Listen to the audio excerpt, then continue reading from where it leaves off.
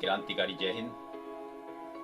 मैं रमेश कुमार अपने mission motivation channel में आपका हार्दिक स्वागत और अभिनंदन करता हूं और आशा करता हूं कि आप सभी बहुत अच्छे होंगे। लहराता रहे सदा ऊंचाइयों पर तिरंगा हमारे देश का शान से, और कभी ओझल ना हो तिरंगा हमारे देश का विश्व की पहचान से। इसलिए जगा लो अलख सभी अपने दिलों में, इसलिए जगा लो अलख सभी अपने दिलों में, देश को तरक्की के शिखर पर ले जाने की। इसलिए जगा लो अलख सभी अपने दिलों में, देश को तरक्की के शिखर पर ले जाने की। और दुश्मन थर्राता रहे सदा भारतीयों के नए नए स्थापित कीर्तिमान से, और दुश्मन थर्राता रहे सदा भारतीयों के द्वारा स्थापित नए नए कीर्तिमान से, नए नए कीर्तिमान। सम्मानित दर्शकों, अब आपका बहुत ही बहुमूल्य समय बिना गवाए आपको आज के टॉपिक की ओर लेकर चलता हूँ। सम्मानित दर्शकों और सभी भारत के समस्त देशवासियों, आप सभी को गणतंत्र दिवस की हार्दिक शुभकामनाएं, हार्दिक बधाई। 15 अगस्त 1947 को हमारे देश को गुलामी की बेड़ियों से मुक्ति मिल गई थी। लेकिन इस देश की शासन प्रशासन व्यवस्था को चलाने के लिए हमारे पास संविधान नहीं था। कोई ऐसा कानून, कोई ऐसा संविधान नहीं था जिससे हमारे देश को चलाया जा सके, और बिना संविधान के देश को चलाया नहीं जा सकता था। इसलिए श्री राजेंद्र प्रसाद जी की अध्यक्षता में संविधान सभा का गठन किया गया, जिसके ड्राफ्टिंग कमेटी के अध्यक्ष डॉक्टर बाबा साहब भीमराव अंबेडकर जी को नियुक्त किया गया। संविधान सभा के सदस्यों की 2 साल 11 महीना 18 दिन की कड़ी मेहनत के बाद 26 नवंबर 1949 को हमारे देश का संविधान लिखकर तैयार हुआ। बहुत ही विचार विमर्श, मंथन और कई बार बैठकों के बाद 26 जनवरी 1950 को हमारे देश में संविधान लागू किया गया और हमारे देश को एक लोकतांत्रिक देश, गणराज्य देश घोषित किया गया।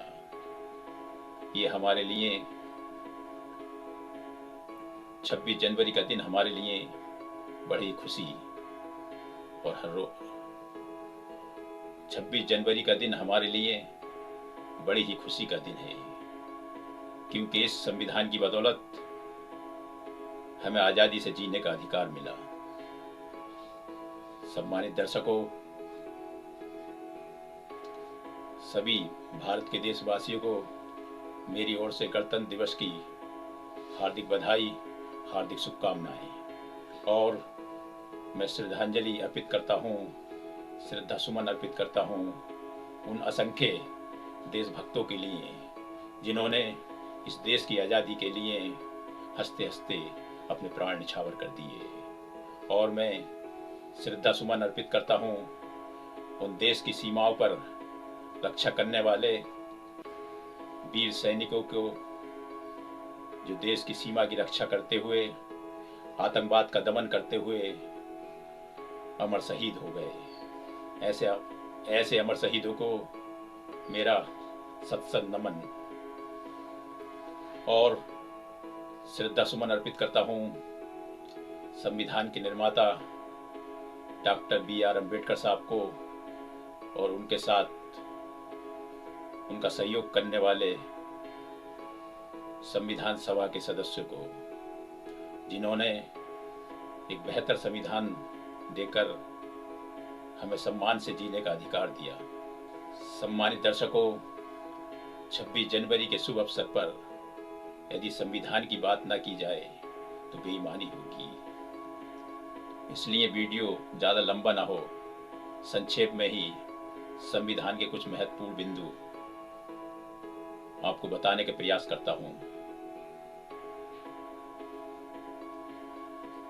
26 जनवरी 1950 को हमारा संविधान लागू होने के बाद हमारे भारत देश में रहने वाले और 18 वर्ष की आयु पूरी करने वाले समस्त नागरिकों को वोट देने का अधिकार मिला। इस वोट देने के अधिकार से, सम्मानित दर्शकों, हमारे देश में रानी की कोख से राजा पैदा होना बंद हो गए। हम देशवासियों को वोट का अधिकार मिलने से वर्षों से चली आ रही कुप्रथा कि देश का राजा रानी की कोख से पैदा होगा, ऐसी कुप्रथा की पूरी तरह से समाप्ति हो गई और अब देश का राजा रानी की कोख से नहीं बल्कि भारत देशवासियों के वोटों की मतपेटी से पैदा होना शुरू हो गए, जिसका ताजा उदाहरण है कि यदि आज हमारे देश के माननीय प्रधानमंत्री श्री नरेंद्र मोदी जी हैं तो वो सिर्फ संविधान की बदौलत हैं। अगर आज हमारे देश में संविधान लागू नहीं होता तो हमारे देश के प्रधानमंत्री श्री नरेंद्र मोदी जी नहीं होते। यदि हमारे देश में पूर्व राष्ट्रपति माननीय श्री रामनाथ कोविंद जी नियुक्त हुए तो वो भी सिर्फ संविधान की बदौलत ही राष्ट्रपति बने। यदि हमारे देश में संविधान लागू नहीं होता तो माननीय श्री रामनाथ कोविंद जी कभी राष्ट्रपति नहीं बन पाते। ये सम्मान, ये गौरव हमें हमारे संविधान से मिला। हमारे यहाँ मजदूरी करने वालों की दुर्दशा बहुत खराब थी। काम करने वाले लोगों से 12-12 घंटे तथा उससे भी ज्यादा काम लिया जाता था।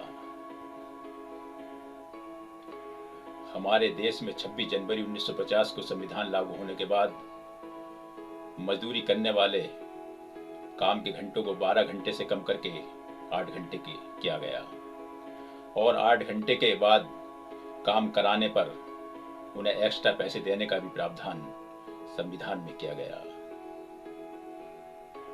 जो मजदूर वर्ग के लिए बहुत ही खुशी और सम्मान की बात थी। 26 जनवरी 1950 को संविधान लागू होने के बाद प्रत्येक नागरिक को शोषण के खिलाफ अदालत में जाने का अधिकार मिला, जिससे दबंगई करने वाले दबंगों की कमर टूट गई, जिससे कमजोर मजलूम लोगों को बल मिला और उनके अंदर न्याय की आशा जागृत हुई। 26 जनवरी 1950 को संविधान लागू होने के बाद भारत में रहने वाले समस्त नागरिकों को शिक्षा पाने का अधिकार मिला। शिक्षा पाने के अधिकार से हमारे भारत के तमाम लोग आईएएस आईपीएस अफसर बने। यदि हमारे देश में संविधान लागू नहीं होता तो इनके लिए आईएएस आईपीएस बनना नामुमकिन था। 26 जनवरी 1950 को संविधान लागू होने के बाद नारियों को, महिला वर्ग को पुरुषों के बराबर शिक्षा पाने का अधिकार दिया। शिक्षा पाकर महिलाओं को नौकरी करने का अधिकार दिया। प्रॉपर्टी में लड़कों के समान ही लड़कियों को भी हिस्सेदारी देने का काम हमारे संविधान ने किया। नौकर पेशा गर्भवती महिलाओं को वेतनी छुट्टी देने का काम भी हमारे संविधान ने किया।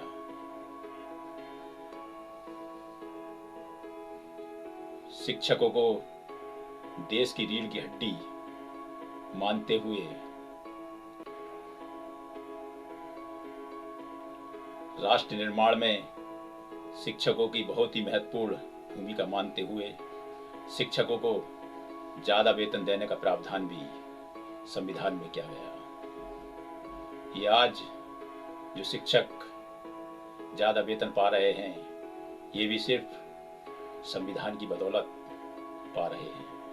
यदि आज संविधान लागू नहीं होता तो शिक्षकों का इतना वेतन कभी नहीं होता।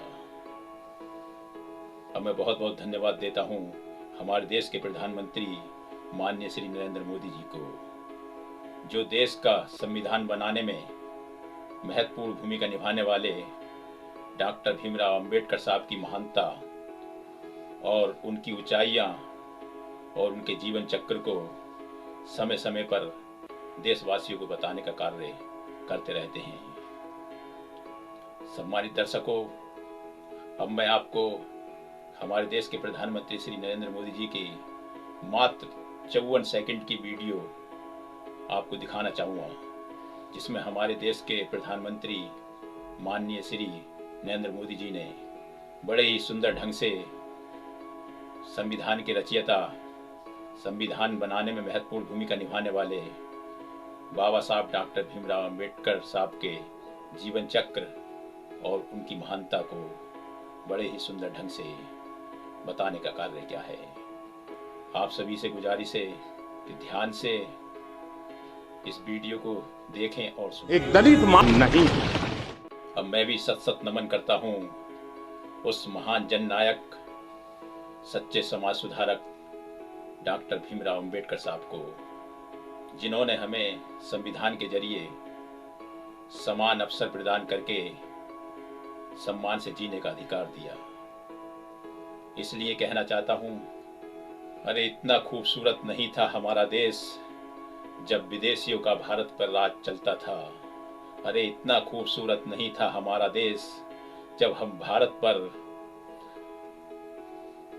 अरे इतना खूबसूरत नहीं था हमारा देश जब भारत पर विदेशियों का राज चलता था। अरे इतना खूबसूरत नहीं था हमारा देश जब भारत पर विदेशियों का राज चलता था। बड़े क्रूर, बड़े निर्दयी थे वो लोग, जिनके डर से भारत का बच्चा बच्चा हर पल सिसकता था, हर पल सिसकता था। अरे धन्य हो बाबा साहब डॉक्टर भीमराव अंबेडकर, जिन्होंने हमें संविधान के जरिए सम्मान के साथ जीने का अधिकार दिया। वरना पहले तो मानव ही मानवता के लिए हर पल तरसता था। वरना पहले तो मानव ही मानवता के लिए हर पल तरसता था। सम्मानित दर्शकों, शायद अब आप समझ गए होंगे कि संविधान ने हमें क्या दिया। अगर कुछ नहीं समझ में आया है तो थोड़ा और संक्षेप में बताने का प्रयास करता हूँ। सम्मानित दर्शकों, संविधान है तो पढ़ाई है, संविधान है तो नौकरी है, संविधान है तो न्याय है, संविधान है तो धन है, संविधान है तो सम्मान है, संविधान है तो विधायक मंत्री हैं, संविधान है तो एसपी कलेक्टर हैं, संविधान है तो हम बोल रहे हैं, संविधान है तो हम लिख रहे हैं। यदि संविधान है तो सब कुछ है और संविधान नहीं है तो कुछ भी नहीं है। इसलिए कहना चाहता हूँ, इतना पवित्र है ये संविधान, जो सभी धर्मों, सभी मजहबों के स्वाभिमान की बात करता है। अरे इतना पवित्र है ये संविधान, जो सभी धर्मों, सभी मजहबों के स्वाभिमान की बात करता है। इसलिए कभी भी इस संविधान में गलत छेड़छाड़ मत करना देश के ताकतवर लोगों, क्योंकि ये संविधान आपके भी सम्मान की बात करता है, क्योंकि ये संविधान आपके भी सम्मान की बात करता है।